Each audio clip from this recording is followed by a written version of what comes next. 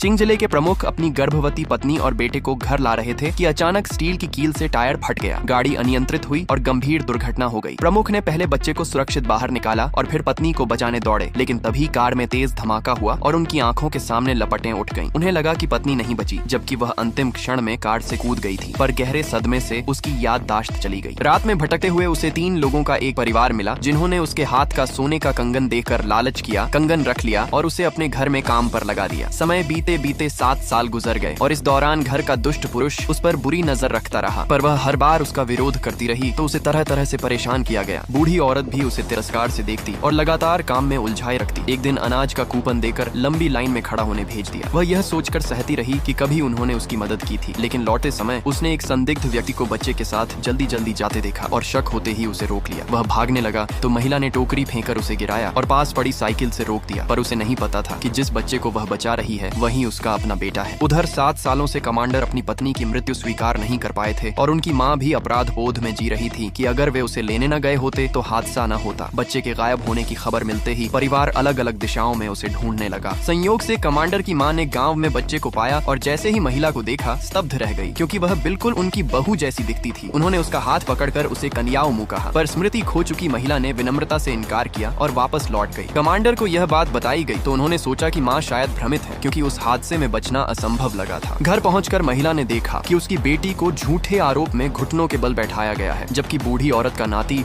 आराम से खाना खा रहा है। लड़की ने बताया कि उसने कॉपी कूड़ेदान से उठाई थी ताकि अभ्यास कर सके, पर उसे झूठा ठहराकर सजा दी गई। जब बूढ़ी औरत मारने को बढ़ी तो महिला ने बीच में आकर उसे रोक दिया और स्पष्ट कर दिया कि बेटी उसके लिए सबसे अहम है। उसने कहा कि वर्षों की मेहनत और मजदूरी से वह उनका कर्ज चुका चुकी है, इसलिए अब वह यह घर छोड़ रही है, और बेटी का हाथ पकड़कर बाहर निकल गई। बारिश के कारण उन्हें सराय में रुकना पड़ा। अगले दिन दुष्ट पुरुष फैक्ट्री पहुंचा, जहां महिला काम करती थी, और सबके सामने अपमानित करने लगा। तब महिला ने दृढ़ता से उसका विरोध किया और चेतावनी दी कि दोबारा परेशान न करे। निरीक्षण की तैयारी के कारण मैनेजर ने विवाद से बचने के लिए उसे नौकरी से निकाल दिया और वह चुपचाप चली गई। उसे यह पता नहीं था कि निरीक्षण करने आने वाले बड़े नेता वही कमांडर हैं, जिनकी नजर उससे मिली तो वे ठिठक गए, पर खुद को समझाया कि शायद यह भ्रम है। उसी समय कमांडर की माँ उसे ढूंढते हुए पहुंची, लेकिन दुष्ट पुरुष कुछ लोगों के साथ आ धमका और बदला लेने लगा। कमांडर की माँ महिला के सामने ढाल बनकर खड़ी हो गई। स्थिति तनावपूर्ण हो गई और धक्का मुक्की शुरू हो गई। एक बार कमांडर की माँ की ओर बढ़ा तो महिला ने आगे